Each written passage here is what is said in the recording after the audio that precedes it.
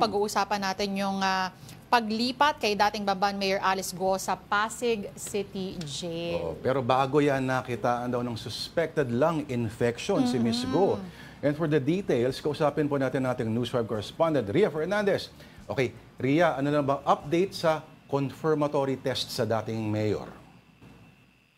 Lord, sa interview natin sa abogado ni Alice Go dito sa Pasig City Jail na si Attorney Nicole Hamilla, unfortunately, hindi pa pala nakukunan ng saliva specimen ang dating alkalde ng Bamban Tarlac. No? So nakahold pa rin siya sa loob ng Pasig City Jail and may latest development.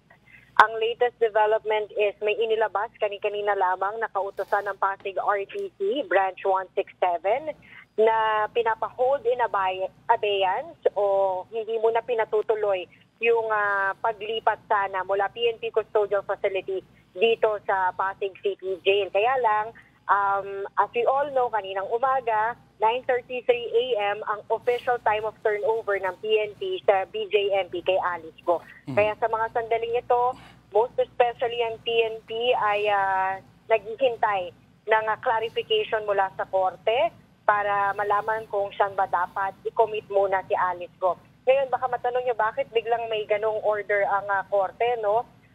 Nung weekend, after ngang magpiyansa sa Valenzuela Court si Alice Go para dun sa 2 counts of graft niya, siyempre pinalaya na siya. And ang pending warrant of arrest niya na lang noon ay yung sa Pasig RTC in relation naman sa kanyang qualified human trafficking case. So at that time, meron ding commitment order ang Pasig RTC na dapat ikulong si Alice Go dito nga sa Pasig City Jail Female Dormitory. So bilang isa sa mga legal remedies ng kampo ni Alice Go ay naghain sila ng urgent motion sa korte na manatili na lamang si Go sa PNP Custodial Facility dahil sa umano'y banta sa kanyang seguridad. Lord, Dennis? Okay, so palinaw lang, kapag napatunayan na positibo sa, let's say, sa tuberculosis, ano yung magiging proseso? Okay. Sa ngayon, i-set aside muna natin yung latest development doon sa court order na i-hold in abeyance muna yung kanyang paglipat dito sa Pasig City Jail, no? Kasi definitely nasa Pasig City Jail custody na siya.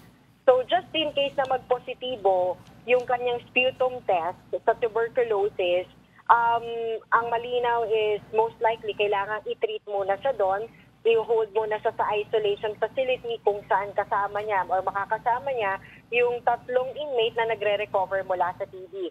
Pero once na mag-negative naman yung kanyang sputum test, ay agad siyang ililipat doon sa tinatawag na cell number 3. Yung cell number 3, ang original capacity daw noon for inmates ay mga nasa siyam na PDL lang. Pero overpopulated na ang Pasig City Jail at yung cell number 3 from originally 9 ay as we speak, nasa 43 PDL daw ang nakakulong doon. Okay, Ria, bukas naman ay may hearing ulit ang Senado. Ano naman ang plano ng kampo na ni Alice Go?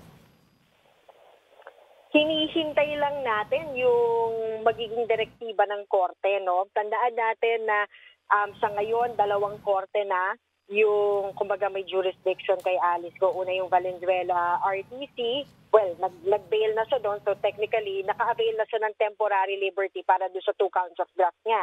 Ngayon naman, itong Pasig RTC ay para doon sa kanyang qualified human trafficking.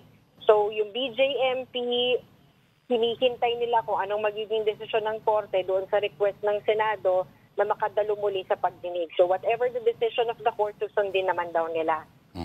At totoo ba na isa daw doon sa mga posibleng mga kasama ni Alice Go ay kasama rin doon sa sa kay Pastor Kibuloy?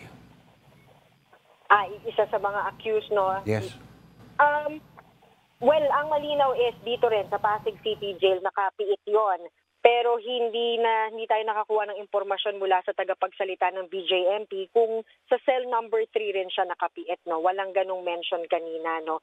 So basically, most likely baka hindi sila magkasama sa iisang selda. Okay. And siguro few minutes ago kakapresent lang ng NBI, no, ng iba pang mga supposedly co-accused ni Alice Go at Yes.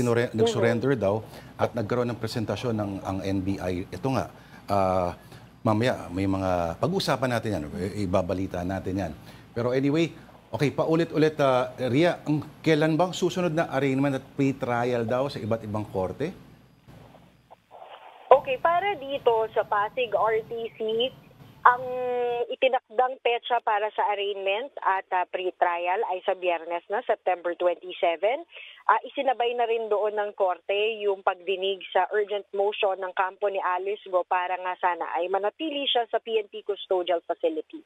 So, invited ng korte ang hindi lang ang PNP, hindi lang ang kampo ni dating Mayor Alice Go, pati ang BJMP. Ria, again, ano ulit yung information na meron tayo sa 7 co-accused ulit ni Alice Go sa trafficking case na sumuko sa NBI? Saan sila dadalhin? So far, ako personally, wala akong information pa doon, no? Kasi nakatutok tayo dito sa paglipat kay Alice Go sa Pasig City Jail in accordance or in fulfillment nung kanyang, or in compliance dun sa commitment order nga ng Pasig City Jail sa kanya. Ay, ng Pasig City Court. Alright. Salamat sa information, Ria. Maraming salamat. So, yan po ang ating News 5 correspondent, Ria Fernandez.